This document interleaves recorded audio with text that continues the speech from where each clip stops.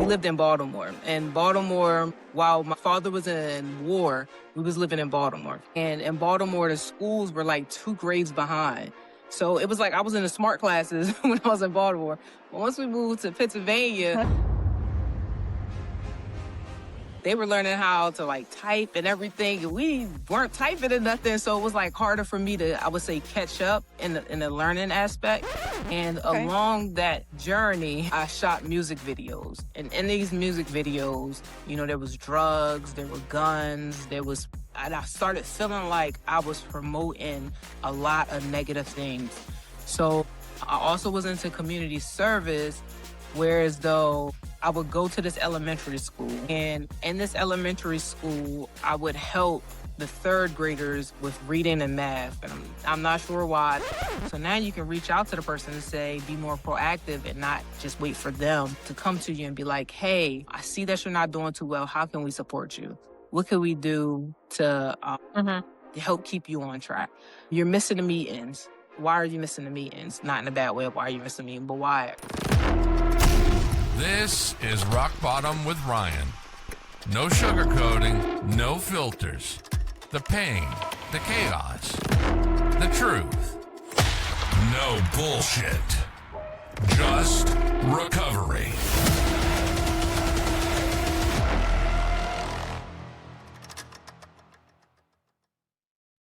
Hey everybody, just want to let you know that this is brought to you by Megan Haynes Counseling. Megan Haynes Counseling you can find at Megan J. Haynes on Instagram, or you can go to meganhaynescounseling.com and get a lot of information on some of the stuff that she does with recovery work and counseling. She has a bunch of free guides on there. One of them is for sober curious and a 7-day gray area reset. And she's also offering a 12-week sobriety recovery coaching program for women. And there's some are individual, some are group. So a lot of great options. She puts out a lot of great, useful content. If you're sober out there, or if you're a female who is sober curious, or just anybody, check out her content online. Check out her website. DM her. She has a lot of options and has a lot of help she can give. And she's very experienced and also has some long-term sobriety as well. So definitely check her out. Megan Haynes is a big supporter of this podcast, and I'm proud to be sponsored by her. Have a great day and enjoy this episode. All right, welcome to another episode of Rock Bottom with Ryan and Rachel. Here with co-host Rachel Sereni. We have Sharina here today as our guest. How you doing? Hello. I'm good. Thank you for having me. Really excited to talk to you and hear your story and hear about Arcana recovery and all that. And as you know, we talk a lot about recovery on this podcast. I know we mentioned before recording that you're not in recovery, but you work a lot in recovery and the mental health services business and all that. So first, we like to ask our guests, you know, do you have a drink or drug of choice? And what are your like habits these days as far as that goes and all that, and where you're from and all that stuff? Yeah, so I am in recovery, but I don't have a sober date. So recovery to me means a lot of different things in the sense of just completely going sober. So I just wanted to clarify that real quick. But my choice of drugs were marijuana, which I don't do anymore. So if we had like a sober date for that, it would have been like 8 years ago.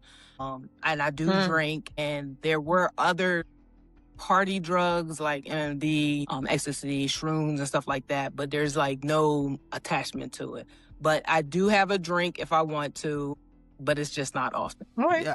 Okay. That's okay. Awesome. I like that definition. I like hearing different definitions of a recovery because, I mean, I don't think it always just resorts to, hey, I put down the drugs, I'm in recovery. Like, it can be so many things. It can be recovery from trauma, narcissism, you know, mental health issues. So, I mean, anything. Yeah, so, all of it. Yeah. Yeah, food, yep. Yeah. And where are you from originally? No, that's what I like. I'm originally from Baltimore, Maryland, but at this point in time, I'm going to have to say Pennsylvania because I've been here so long. You know how you like, where are you from? And it's like, okay, I was born in Baltimore, but I was a military brat, and then I ended up back here, so in Pennsylvania. So Harrisburg, I would say, is the closest major city that people know about, but I live in Mechanicsburg, which isn't too far from Harrisburg. Okay. Awesome. How long have you lived there? So in Mechanicsburg, it's just been a year. Dang. All right, so I move around a lot. So let's say in Pennsylvania, I've been here for like 10 years. Yeah. Yeah. Okay. So we backtrack and kind of start hear a little bit about what childhood was like, tell us about what it was like growing up in a military household and your family dynamic with your relationship with your parents and siblings and all that. Good. Military brat. I loved it. I loved moving around a lot because I was always the new kid. So before I went to, I guess, junior high or middle school, I went to like 9 different schools. We lived in Germany when I was a little bit younger, from like kindergarten to like 2nd grade. And actually, when I was in 2nd grade, my parents learned I had a learning disability. So they actually ended up taking me back to 1st grade. Middle of 2nd grade, I went back to 1st grade. Then we ended up moving to New York, and then we moved to Pennsylvania. But within those states, we also moved around every like 2 to 4 years. Like I said, I enjoyed it. A lot of military kids don't like it because they don't like the fact that they have to move to different places. But to me, it was like you get to explore different areas. You get to know different people. I kind of really enjoyed it until I would say probably like 9th grade. And that's actually when we ended up stop moving. So my stepfather, who has been in my life since I was born, he got out the military in 9th grade. And I remember, dang, what was it? It was a show. Oh man, I can't remember the show. But they were neighbors, and they used to talk like over the gate. I can't remember what it was. I wish I remember what it was. Try to help you here. Was looking at right. I'm like, what is that show called? I can't even remember. It was an older guy and a younger guy, and we used to kind of like talk over the fence. When I find out, I'm gonna go ahead and tell y'all later. Oh, okay. So I looked at that and I was like, dang, it would be nice to like just stay in one place for a while. You know what I mean? So I was happy that year ended up happening. We stayed in one area my 9th grade year to my senior year. And I was like, okay, I had, friends, but I went off to college and I moved to Baltimore. But before then, I joined the military when I was in 11th grade. So that came about because I knew my parents wouldn't be able to buy me a car and I needed some money. I know that sounds real crazy, like go and join the military, but you're 17, you're not thinking, well, I was 16 at the time when I was thinking of the idea. Somebody overheard me say that. He was like, you could join the military. They give you $3,000 when you sign up. I'm like, $3,000? That's a lot of money at 16. You know what I mean? So I went to the recruiter, talked to the recruiter. Recruiter was like, you're not old enough. But when you turn 17, let us know. So when I turned 17, I went back to the recruiter and I was like, all right, I'm old enough now. He was like, yes, but now you need your parents' permission. So I went to my parents and I told them I'm interested in going to the military. And they ended up signing, my rights to go to the military. So my 11th grade year, I went off to the military. Wow. Another great experience. Wow. Yeah, another Thanks for your really service. great experience. Yeah. Yes. Yeah.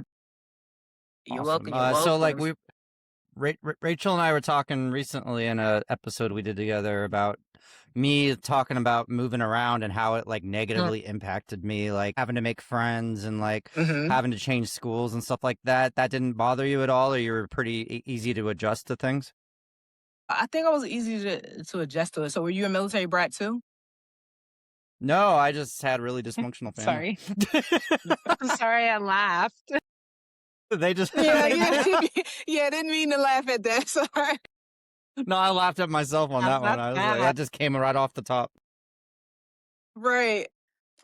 Yeah, no, he was discussing in an episode we did recently how it really did impact him in his childhood and how it still kind of affects him to this day. We're twinning on energy. So I was curious, drinks. I got Celsius. Yeah. Me too. I got my water. Love it. Number 3 today. I probably need to lay off of them.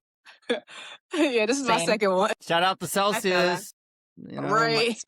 maybe we can get a plug. Y'all can get a brand. Yeah, exactly. Hell yeah, sponsor us.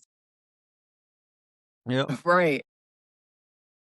So so that didn't that became pretty easy to make the adjustment because you got kind of prone to moving around and adjusting to that. That didn't affect you negatively.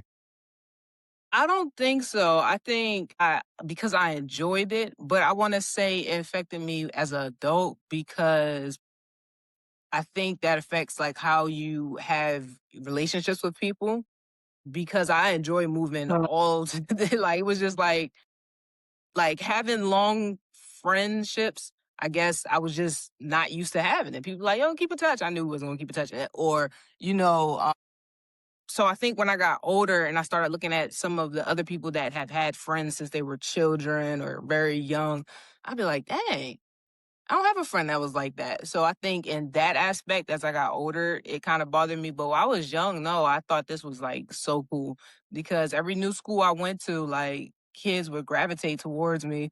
I played sports as well. So it was like, okay, now I'm gonna become the best person on this basketball team or track or you know what I mean? So it was just like, I don't know. I guess to me it was always just like, what's the next adventure? Yeah. Good. Yeah. Yeah. Did you, so sports was a big part of your life too. And Yeah. how are you in school and all that? Do you get good grades? And like, what did you have, Yeah. besides going in the military, did you know what your ambitions were at the time? No, so not really. So I would say, let's say school, because like I said earlier, I had learning disabilities. I think I did struggle with school in a sense. Like I had to go to these little special classes where there was like 8 people in the class, and they was teaching us math, Hmm. how to pronounce certain words, and that also affects how I feel in this space of talking because I'm like, okay, make sure you say the word right, make sure you're using the right grammar. And I think Hmm. that part of like being a child and growing up, that kind of affected me. But my grades were pretty good. I would say once Hmm. again, ninth grade, and maybe it was because of moving around too. Back to like when you do move around a lot, you know, you go to this new school, they may not be learning what you learned in that other school. So now you got to, you know, catch up and try to figure this out. Because, for example, we lived in Baltimore, and Baltimore, while my father was in war, we was living in Baltimore. And in Baltimore, the schools were like 2 grades behind. So it was like I was in the smart classes when I was in Baltimore. But once we moved to Pennsylvania, they were learning how to like type and everything. And we weren't typing and nothing. So it was like harder for me to, I would say, catch up in the learning aspect. You know what I mean? So I think if I sit back and really think about that, yeah, the learning pieces was really difficult, like switching from school to school. Yeah. But Yeah. sports wise, I think that also was very helpful because did y'all play sports when y'all were younger? Yeah. I Played was in dance. Yeah. soccer and baseball. Soccer, Okay. baseball, and some rec basketball. Yeah. Okay. Damn. So Ryan. as y'all know, when you're like good or like you begin to make friends, it's easier to connect with people when you are pretty good at sports. So I think that was very helpful, you know, in helping me develop friends and, you know, self-esteem and Yeah. everything. So Yeah, sports are very healthy, Yeah. just for development and growing up and yeah. interacting and socializing, and it's good and teamwork and leadership. It's like Yeah. everything. So yeah. Yeah. God, And I yeah. think that was Hmm. very But I do. important. Yeah, I think that was a very Mhm. important piece. Yeah. I do have a question though. You excelled in sports and all of that, but Hmm. bouncing from, you already had a learning disability. So bouncing from Hmm. going to like advanced classes and then going back to something like typing that you weren't doing Hmm. before, what did that do Yeah. internally for you? I think it did. I think education wise, it lowered my self esteem, I would say. Like, you know, when teacher Yeah. be like, could you read out loud? And I was just like, ugh, finding a reason why not to. But I think once I got to 7th grade, I'm not sure Yeah. where you all are at. You began to learn a different language. I decided to go with German because I lived in Germany, you know, through kindergarten to second Hmm. grade, part 2nd grade. And I was like, okay, let me learn German, but I couldn't speak it. And I went to the teacher, like we had a presentation. And before the presentation, I was like, I'm not able to pronounce the words, but I can read this in English. Like I understand, I could translate this from, you know, German to English. Is that okay? And she allowed me to do it. So I think, you know, sometimes having that extra support and being vocal about saying, hey, you know, I can't do this very well, but this is the way I can do it. I think that was helpful.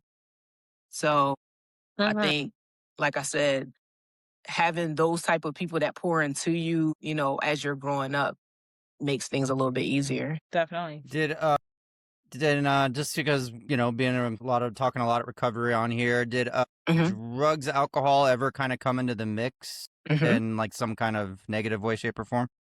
Yep. So this is what we're getting into. Yeah. All So right. I Well, would say like I said, we used to go back and forth a lot, right? So we lived on a military base, which is pretty secure. You know, you could just kind of run around, do everything, and it's cool. But my cousins on my biological father's side, they lived like in the projects, but they didn't have as much parental supervision in a sense. So they were able to do any and everything. And to me, that was so fun because it was like, dang, I got some restrictions over here, but it's safe over here. But they are able to just run around.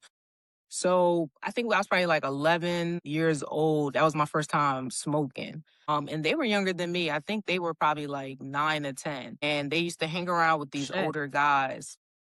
Yeah, they used to hang around with these older guys. Now, I want to say they were probably the older people were probably like 15 or 16. And they were like, here, try this, try this blunt. We tried it and we were done. I just remember we just kept on taking turns taking showers. We were trying to get the smell off of us. And we were very paranoid that our aunt, their mother, was going to find out. And that was like the first time that I experimented, with a drug. And then I would say around, I think 13 or 14, I used to hang around with this older guy. And I'm not sure how much older he was than me, but he definitely had his own like apartment. And so I shouldn't have been hanging around with him, but he would show me how to like roll blunts and smoke and stuff like that. So we would chill and just smoke blunts and like I would go around my way. Then it became just a habit of me smoking like all the time. So that was until I would say I had another friend. We were around like 15 or 16, and their parents would allow us to drink as long as we was drinking in the house. So the one guy, his mom used to actually ask us what, alcohol that we want, and she would go get it for us. And we would be chilling at the trailer park, and this was a nice trailer park. They had really nice ones, just getting drunk and smoking weed. This was about like 15, 16 years old. Yeah. And then I went to the military at 17. And in the military, what do? They drink all the time. So every time when we had like our little drills and stuff like that, we would, be drinking. So I'm not sure if I should say that. Wow. But y'all probably know that. Like, with Might- No, it's all good. It's all good. We're all about honesty on here. yeah. Yeah, very honest. But when did you start noticing it was an issue? So I want to say I didn't notice. I didn't know it was an issue until I would say I came back from Iraq and I felt like I was losing my Wow. mind. So I went and got help. And the therapist, she was like, well, we can't help you until you stop using substances. And I was like, what does using substances have to do with you helping me with my mental health? She was like, because you're dependent on the substances. And I was like, well, I must need them to cope pretty much, is what I said. You know what I'm saying? And she was like, well, we can't help you until you get off of them. And to me, I just left. I remember just leaving, just being like, I was like, that was dumb. Like, how can you say you can't help somebody and they're using substances probably because of whatever is going on with them? But they ended up reaching back out. Right. And they were like, trying to go through these therapy sessions with me. I just kept on getting frustrated with the woman because a lot of things she was saying was just like, that was my first time with therapy. And I was just like, it felt more judgmental than actual support. So that I would say that was my first time hearing. And actually like stumbled across, I was cleaning out some old paperwork. I actually stumbled across paperwork that said that like, it was like you're substance abuse dependent and cannabis dependent. And I was like, oh, wow. I was like, this was real. So, I still did not, try to get any help or anything like that other than for my mental health. So I don't know if you want to stop there, ask questions, or you want me to keep going. And that was probably like my early 20s. Keep going. I want to hear like more like how it progressed. Okay. All right. So I ended up also being a club promoter too. You'll see that I had many different lives. I ended up being a club promoter and we would party from like Tuesday to Sunday. So that's partying all the time. And at this time I was drinking heavy too. And I saw the club owner though that I was working with. He was never drinking. And I was like, why don't you drink? And you're in the club all the time. He was like, because I don't want it to mess with my money. And I was like, that makes sense. So I stopped drinking. But I didn't stop smoking. I didn't stop the other party drugs, but I wouldn't drink though. And then what did it progress from there? And then I got to a point in my life that I felt lost. I was like, okay, I graduated. I didn't even talk about college. I graduated from college. I've been in the military. I, have a decent life, but I still don't feel like I'm aligned with my purpose. I still feel like Mm-hmm. I'm wasting time. I'm not really helping people because I, always loved helping people. And I felt like I was doing like all the wrong things in a sense. And I'm going to take that back to another job. So I used to be heavy into photography and videography. And along that journey, I shot music videos. And in these music videos, there was drugs, there were guns, and I started feeling like I was promoting a lot of negative things.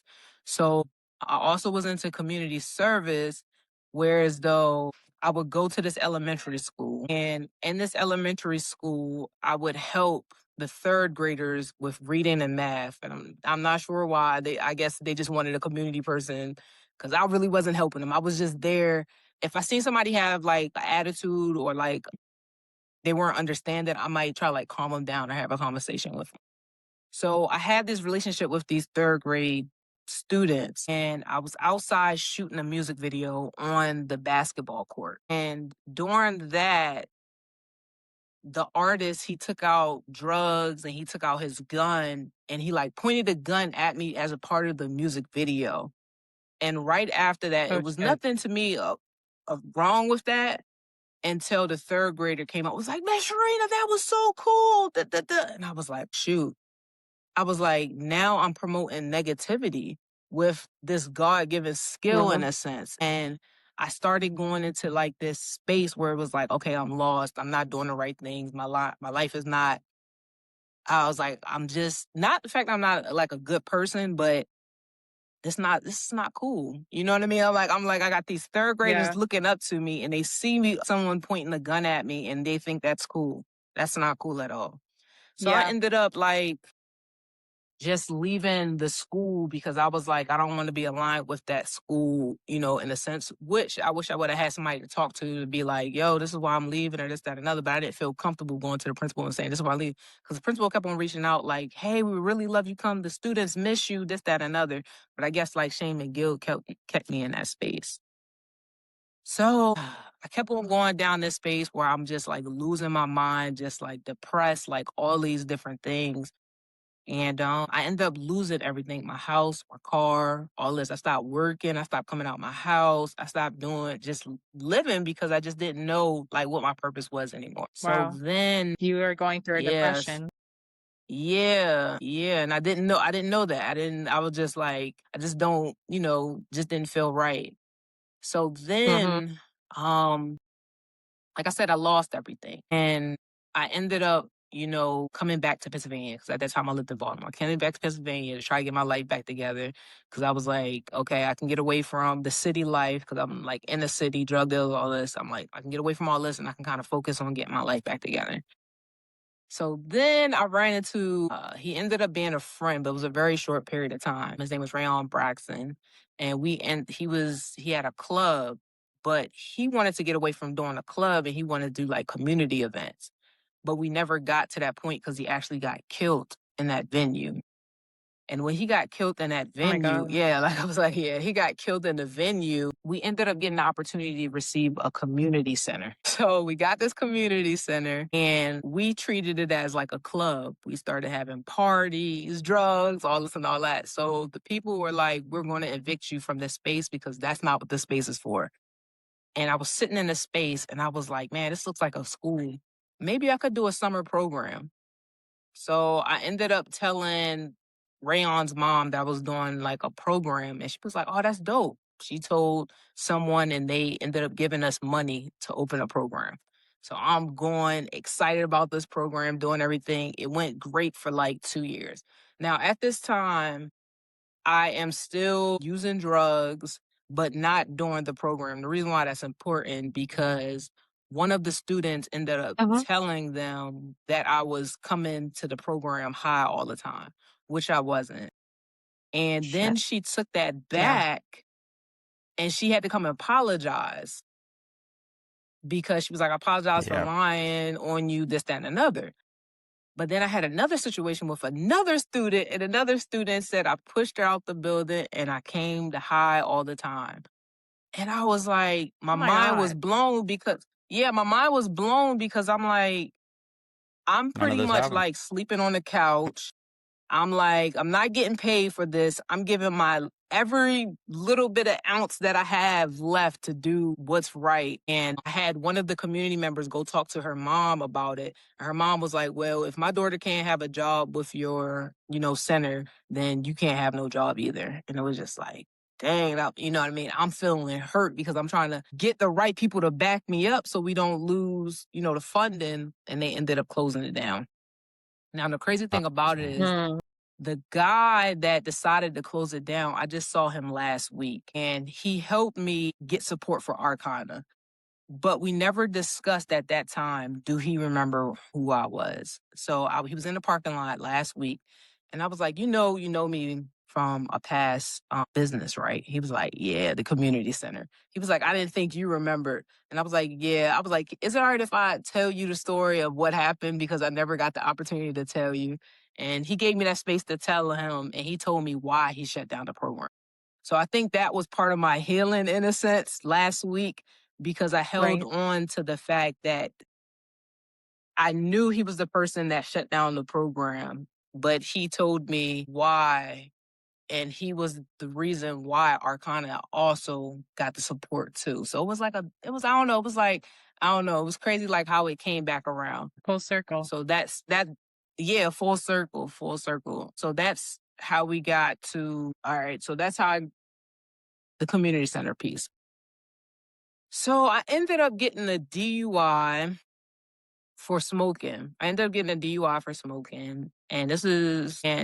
believe I had to go to like an outpatient program or something. I had to go to some program for them to like erase that charge or whatever it was.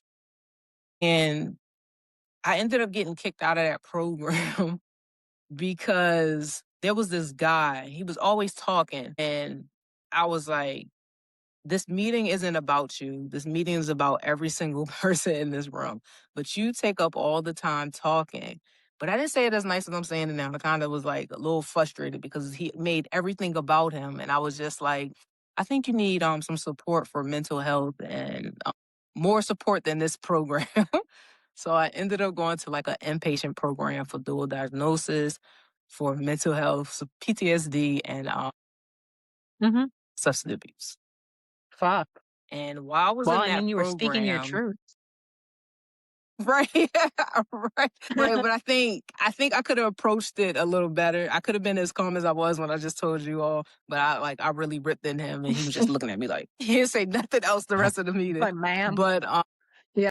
right, right. So yeah, when I went into that program, that was the first time I felt safe. Like it was this, I don't know, I felt like some type of, I don't know what it was. It was like, I remember talking to the therapist and she opened my mind because she was like, why do you feel like the world is against you? And she was like, I don't want you to answer that right now. When you go back to your room, I want you to take time to journal it. And I began to write all the reasons why I felt like the world was against me. And in the middle of writing that, I realized, like, hold on, what if I change the way I think about that and I didn't think the world was against me? How would I act? So I wrote that out as well. So when I presented it to her, she was like almost in tears because she was like, you pretty much like, she was like, that's like CBT. Like you pretty much changed the way you reframed that on your own. She was like, and she was like, and how does that make you feel? She was like, it makes me feel a lot better because now I see the world a little differently. Like we said, with trauma, you see it through a certain lens, but sometimes when that lens is wiped off, you see things a little clearer. So from that point, I was enjoying treatment. I was like, this is great. You know what I mean? Like I get the journal, yoga. I was like, this is great, great vacation. They started bringing in resources for us to get. That's what I call it, a vacation, because you really get the time to like really, Yeah. Invest in yourself if you take that opportunity to that point. And I really so they gave us resources like housing and help us get a job. But I didn't get those things secured, and they were ready to kick me out. And it was like, but you have to write us a note telling us why we should allow you to stay a little longer. And to me, it made sense. I was like, because I don't have a job. I was like, I don't have financial stability. I'm going to end up relapsing. Like, what do you mean? And they were like, that's not a good enough reason. Mhm. So Yeah. this all makes sense because this is why Arcana was made for real. That incident is why I began to build out Arcana Recovery. It was because it was like, I know. although they said everything sounded, I guess, well rehearsed and whatever the way they put it, I was like serious. Like, how are y'all going to put me out if I don't have no job? Like, and if I don't have no housing, I'm going to go sleep on somebody's couch. And what is that going to do? Lead me back to this space. And pretty much, like I said, wasn't really drinking for a while. But once I got out of the program, what did I do? Started drinking. And it was Yeah. like, Right. I was like, I didn't even pick up a drink and I don't know how long, but because now I'm back at a space where I'm lost, I'm confused. I don't know what the next steps are. You know what I mean? Like there's no Yeah. solid plan. Yeah. So It's the only escape I we can know. stop there if y'all want me to. Yeah. You don't ever have to stop. We're listening. Yep. Okay, I didn't know if y'all wanted to ask a question or anything like that. No, we'll I go into mean, that I know too, like after you tell us. you said you left rehab treatment. You left that and you ended up going back to drinking because you felt lost. But then Mhm. when that would lead into how did it turn worse for you, basically? I don't know how to reword that. So actually, at that point, I kept on drinking, and I think I was drinking for like a week. And I was just like, this isn't helping. This isn't, I'm still sleeping on this person's couch. I still don't have a job. I still don't have any money. Like, I got to ask to, get money to get drinks. Like, this isn't matching. This isn't making sense. So I was like, all right, God, Right. what do you want me to do with my life? You know what I mean? Like, tell me where you want me to go. And before I left the treatment program, I was applying for jobs. And one of the jobs ended up saying, they wanted to do an interview, this, that, and another. And I was like, okay, God, if you want me to go back to Pennsylvania, because I moved to Baltimore, back to Baltimore, if you want me to go back to Pennsylvania, you'll get me this job, over there trying to bargain with God. So Yep. I ended up getting a job. So at this time, I still didn't have no driver license, but it was like I needed this job. If I wasn't going to do this job, or I was like, I don't know where my life would have went.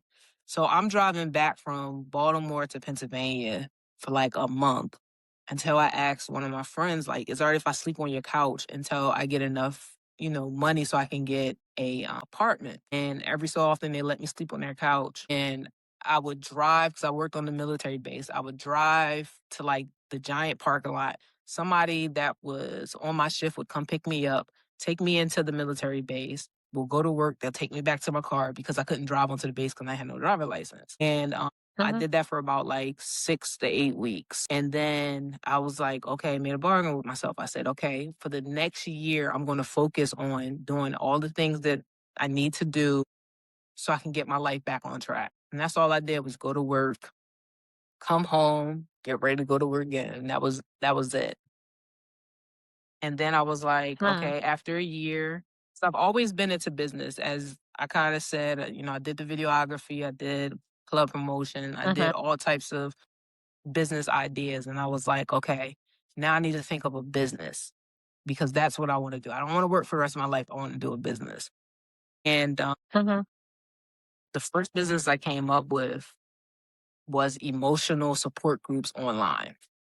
Now, at the time, my business partner was Okay. like, that's a dumb idea. She was like, well, nobody's going to go to emotional groups online. 3 months later, COVID hit. What was everybody doing? Yeah, Go everybody to needed it. emotional support groups online. Uh-huh. And the reason Timed that why perfectly. right. The reason why I was thinking about that is because people was asking me, like, how did you change your life so quickly? And I was just like, I just focused in on this goal and, told them about therapy, told them about my inpatient, this, that, and another. And I was like, all right, how can I use technology to get that information out there? So that came, I was like, okay, why don't we come up with an AI agent or AI companion? This is 2020. I said, why don't we come up with an AI companion? And everybody that I was going to was like, ain't nobody gonna use no AI for therapy. So I still went and I pitched it to this is 2020, right? I still pitched it to this business camp accelerator, and they ended up, accepting the idea. And I ended up going to another one and getting money to start this idea. It was called MEH. It was called Meh. Like, how do you feel? Meh. And it was basically somebody you talk to help support you, on your journey. But as I was in that, everybody, once again, I'm going to people, they're like, people aren't going to use AI for therapy. So I was like, all right, next pivot. How can I help people another way? But guess what? The biggest use was last year, therapy. Most people use AI for therapy. So the moral of this Yep. story is everybody don't understand your vision, and don't let nobody take that from you. Move yourself from that Yes. environment into an environment that is going to help pour into you, because that vision was Always. that vision was put into you for a reason. So that is Awesome. how So how I long has ended up getting Arcana into been Arcana. established? And So like, what Arcana, do you do on a daily basis? yeah. So Arcana officially was established 2022 because I ended up going from MEH to Arcana. So MEH was a little different, whereas the Arcana became like a web system to help improve recovery engagement. So when people use the app, their recovery specialist or recovery coach can look and see their behaviors, like, okay, this person has been going to their meeting, they have been tracking their mood, they have been journaling or reflections. Okay.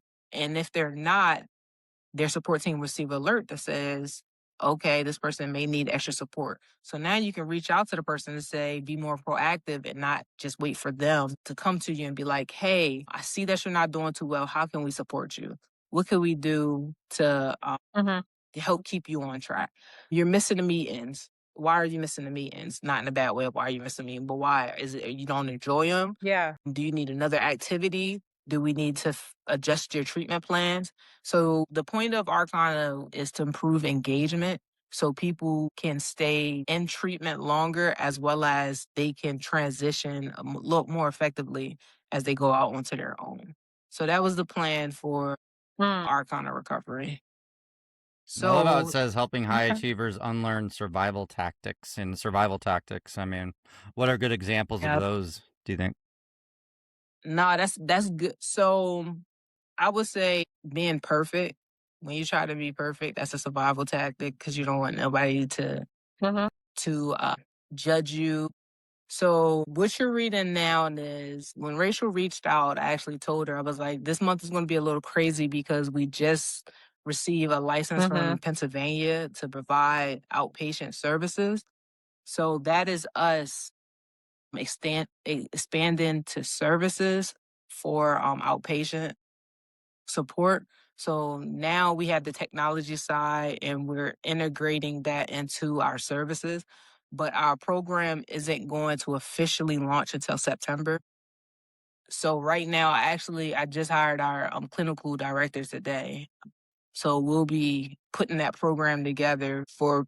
We're looking to connect with professionals that have high pressure jobs, and that could be police, EMTs, lawyers, doctors. We're also looking at veterans and returning citizens. So although those are three different populations, they kind of share like the same with stigma, barriers, and resistance to get treatment. A lot of funding goes to people that I would say have hit rock bottom, but I think we forget about the strong people, the people that show up for everybody and don't have a place to go, those ones that are struggling with silent battles. So those are the people that we're looking to serve. I love Love that. it. That's true. Yeah. It's not always about hitting rock bottom, and addiction is one thing, but hitting rock bottom due to mental health is you could either turn to addiction because of your mental health or other things could go wrong. Just even how you said you were, very depressed and you lost everything earlier in your life due to depression. I mean, that could all rock bottom is a different form in so many different aspects. So I love how you touch on that. Mm-hmm. Yeah, Yeah. that's incredible. Love it. So, like, how do you guys kind of not filter, but like screen people before they come in? Is there like qualification as far as like specific questions you ask before Mm-hmm. approving somebody to be a part of the program? So that's a good question. I'm honestly trying to figure all of those pieces out right now. But the way that we're going to get referrals are through, let's say for the lawyers, let's say, for example, for the lawyers. In Pennsylvania, we have an association called Lawyers for Lawyers. And that organization helps lawyers that are struggling with mental health or substance abuse. And we are looking to partner with them to be like a provider. So if they have an issue, they can reach out to us and we can, give them the services. But we also want to do like a hotline too for professionals so they can call directly in. But right now, we're trying to figure out all of those pieces so we can best, we can best support people. Because I'm a, be honest too. When we had a partnership with the drug court. I realized that was a little harder and we didn't have the capacity for all the needs that they needed.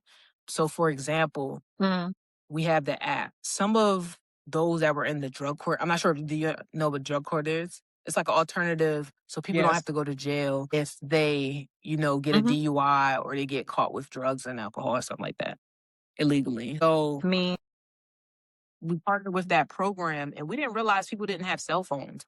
And it was like, oh, shoot, they can't use our app because we didn't have cell phones. So it was like certain things like that we had to begin to think about when we, thought about partnering with different organizations.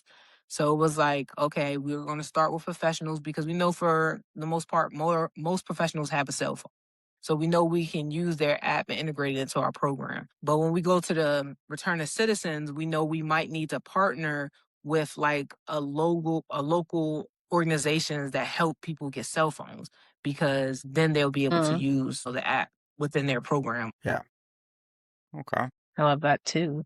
And I do see on your page something about kind of like you're a professional and successful, but why do you still feel empty? Can you touch on that a little bit more? Yeah, that's a good question because I feel like people don't take the time to really get to know and understand their self and what they truly want.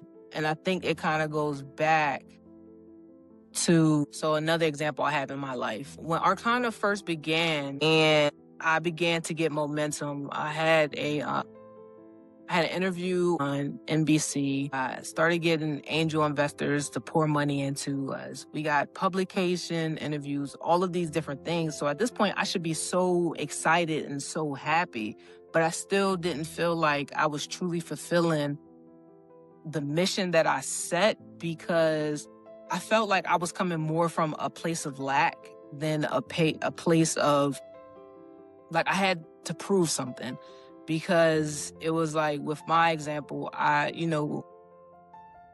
went through treatment and that typically has like a bad stigma. So it's like, I had that, I guess, shame and guilt behind, having to go through this, I guess, phase in my life. But I'm still excelling though. And it was like, I'm excelling, but I'm trying to prove to y'all like I'm a good person. I'm just not doing it because it's aligned with genuinely who I am, but I'm doing it because I'm trying to prove something. And I think sometimes like professionals, they go and get, sometimes these degrees, all these extra things because they're trying to prove something versus because this is genuinely what they want to do with their life and that's how they want to serve. So I think a lot of people end up feeling empty because they're not doing exactly what they want to do, if that makes sense. I remember talking to somebody and I asked them like, did he want to go forward with his business idea? And he was like, no, because it's not going to bring money in, but I really enjoy doing this. And I was like, so you are pulling away from your business idea, which was to teach people pretty much, because you feel like you're not going to be able to make enough money. So you're unsatisfied where you're at in life, but you don't want to try to figure out no way to change that. And I think a lot of professionals are like that. Like they're not happy with their jobs. They're not happy with their marriages. They're not happy with their relationships. You know what I mean? They're just doing it because they feel like this is what they have to do. Yeah. Makes sense. Yeah. People get stagnant with their life. Yeah. Yeah. Do. So are y'all So for happy our- with y'all happy with y'all life? Are y'all happy where the direction that y'all are going? Yeah. I mean, yeah. I even saw a quote yesterday that I really liked, and I shared it on my Instagram. But it was like, it went, "Don't forget to look around where you are standing, or where. Don't forget to look around where you're standing was once the goal." And I was just thinking about Yeah. that when I read that. I was just kind of like, like 20 months ago, before I got sober, I would have never, this is where I wanted to be, but I still have this habit of putting pressure on myself, or still feeling inadequate, or like I'm not doing enough, or not getting far enough. And this was a goal, 20 months ago. So I definitely, when I look at it that way, I'm very proud of how far I've come, how far Rachel's come, and the growth mentally and just everything. Yeah. I'm definitely happy with where I come, and I know the potential now to get further. So yeah. How about you, Rachel? Yeah. Well, I'm very happy with where I am in life. And I know it's only up. It's only up because I'm going on, October would be 2.5 years. Holy shit. Sober. Nice. So nice.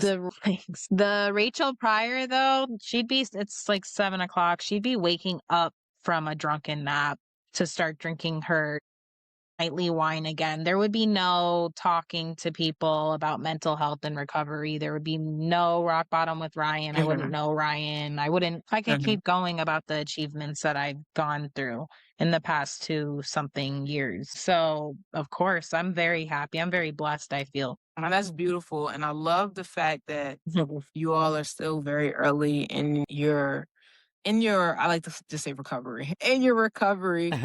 And you are already sharing people's stories, helping people, giving people a safe space to share their stories. Because I can't imagine 5 years from now what you all will be doing. So that's a beautiful thing. I'm not sure if how y'all found each other, but that's definitely a beautiful thing too, especially be from different areas. Yeah. Yeah. So I'm definitely looking forward. Yeah. I'm looking forward to like you all's growth, because you all might have to end up having like a treatment center or something as well. Because I have this delusion that it's only going to get better in our space when people like us that have gone through it and understand it begin to provide those spaces for people. I feel like the addiction space has been so stagnant for such a long time, or people aren't getting well as quickly because it's different to study it than to actually have lived it and be able to help people through it, I think sometimes. And I think this is one of those spaces. And more recently, I've been seeing a lot of people in recovery really stepping up, being like, you know what, I'm going to start like a program. And it doesn't even have to be as deep as, you're getting a medical director. It could be a support group. That support group turns into a actual program. You know what I mean? So it's like, I'm not saying I'm speaking that over y'all, but I do definitely love the fact, because once I came out of my treatment program, like I said, it was a year when I began to think about how can I help people with mental health as well. So usually when people get to that 5-year mark, that's when they really transcend. So y'all are halfway there. Keep on doing the great work. Keep doing the great work. Thanks. Thank you. I mean, I just noticed like, mountains have changed in the last 20 months, and I'm sure Rachel has in the last 20 or 2 years and 1 month or whatever. And it's like Jesus, 2 years and 2 months, actually, almost. I don't know. And it's just crazy how much we've changed now. I can only imagine when I hit the 5-year mark, just how much different life's going to be. And then reflecting back to where I was, not just in addiction, but the depression that caused the addiction, and the anxiety that caused the addiction. And it's just all the things that I was suffering from are going to be such a, distant memory at the time. So, I mean, it's pretty and crazy. For me, it's a lot of grief, a lot of trauma for me, but I do want to help. I started off a little bit helping women in recovery prior to this podcast, and that's something I am kind of going slowly back into, but I would love to have like a support group online one day, or do that. That is a goal later because I'm focused on other things right now. I want to be able to do that later when I'm maybe a stay-at-home mom by the grace of God. I don't know. But I do want to always help people in recovery. That's just something I do want to do, especially mothers. That's something that speaks out to me, mothers and women. Not that I'm not here for the men, but it's just something I could personally relate to. So of course that's part of my growth and something I would love to do one day as well. And you will do. You will do it, especially if it's on your heart Yes. and this path that you're on now, and you're already setting yourself up there for it because now it's put out there. That's something that you want to do. So that's beautiful. Yeah. And I love that, It'll get Brian, done. you touched on the anxiety part. I like that you touched on Yeah. anxiety because I think when I sit back and I think about like me using cannabis, I think it was because of my anxiety. So it was like, I was like sitting there thinking about that when you said that. I was like, dang, I didn't mention that earlier. Just remembering being a little kid and when our family would have these big cookouts, I would get my so overwhelmed because people were going to ask, "How are you doing? What have you been up to?" Da, da, da, da, da. Yeah. I would shut Yeah. down. I That would go to social sleep. I would go to anxiety. sleep. Yeah. So Yeah. I didn't know I had that until, going to the program and we talked about that. So, Yeah. Me as a kid, crowds used to just overwhelm me. Like in middle mhm. school, I would, at school assemblies, sometimes I would start to lose my breath and just get like, feel Wow. confined. And I have to tell a teacher, hey, can I go to the nurse's office? I feel sick. And I didn't look Mhm. back until later in life where I was like, man, I was suffering from severe anxiety at the time. So Right. it's pretty crazy. Yeah. So how do you deal with that now, or how did you, overcome that? It kind of naturally happened when I was in treatment and I got off all the stuff that was curing that anxiety, curing it, like alcohol and cocaine and stuff, Yeah. made me not think about the anxiety. So when I finally was like in treatment, for some reason, like after like 3 weeks, I just started feeling comfortable in my own skin, just finally addressing some of my traumas, addressing some of the reasons why I was socially anxious in the first place, and like because there was just some living situations I was in that just caused me trauma that scared me being around people for a while, and I think that carried into my adult life. So once I figured that out and talked about it out loud to strangers, I think I finally just feel comfortable in my own skin. So I mean, and the longer I've been sober, the less I really think about it. I'm able to talk in front of meetings. I've done speaker meetings before and stuff, and none of it like intimidates me like just being in a crowd used to, so it's just one of those gradual things that came in recovery, I think. And then doing this podcast gives me an opportunity to just talk to people I've never met in my life a lot more, and that's made me more comfortable. So it's just practicing healthy habits and like exposure therapy in a lot of ways. So yeah, it is exposure therapy. Yeah. I didn't look at So it it's that way. definitely- I was just like, that is a great way. That's a great way to see it. I was like, I'm forcing myself to do this, but you're right. It's exposure therapy. I love that. And after a while, it kind of breaks you in, and you just kind of like it becomes natural. So Yeah. Yeah. When you said that, I was like, Yeah. you'll So feel fine in 10 minutes. yeah.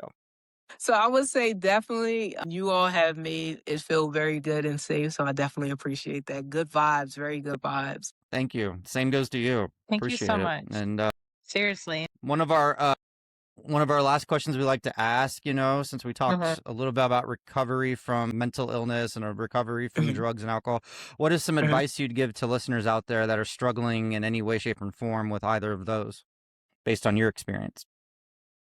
I would say the one would be like, don't isolate.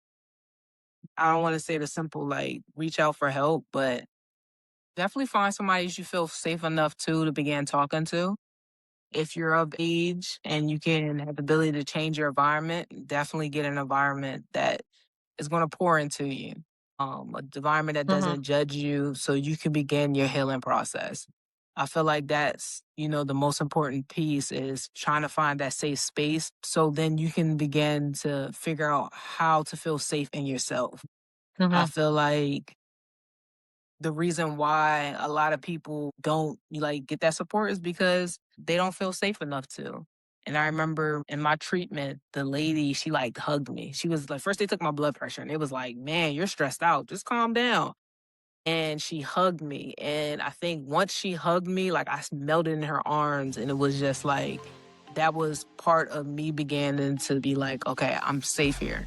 I could begin to, work on myself in certain space. There was still other things that I had to adjust, but pretty much find that safe space. And if it only can be online, find it online.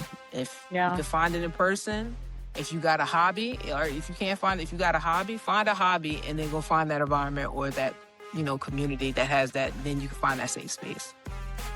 Yeah. Love that. Love that. Well said. Yeah. Find a safe space. Can you find a safe space? I love that. You've said some really deep things on this episode already, just naturally, but sometimes I like to start the episode with a quote from you. Do you have any quotes that stand out in your mind right now that you'd like to share? My quote, I was about to say the quote. I kind of said it already, but I think I really like this quote. Deposit in yourself so you can invest in others. Hell yeah. I love that. I love the fact of people working on themselves so they can help their environment. So my Instagram is Arcana Recovery, ARCANA Recovery, on all platforms. Awesome. I love really that. appreciate it. Thank you so much, Sharina. Thank you. Thank you. I really enjoyed this. I definitely enjoyed this. Me too. And I would also love to have a recorded conversation with you all. And pretty much we could talk about that after, we close this out too. But I would definitely love to, vibe with y'all again. Yeah, we would love to. We all naturally got along really well. And honestly, it was a great conversation. So I really appreciate your perspective and being vulnerable and talking about everything. So thank you. Yeah. Thank you for giving so much. me the space to do so. And thank you for being so flexible. Rock Bottom with Ryan. No bullshit, just recovery.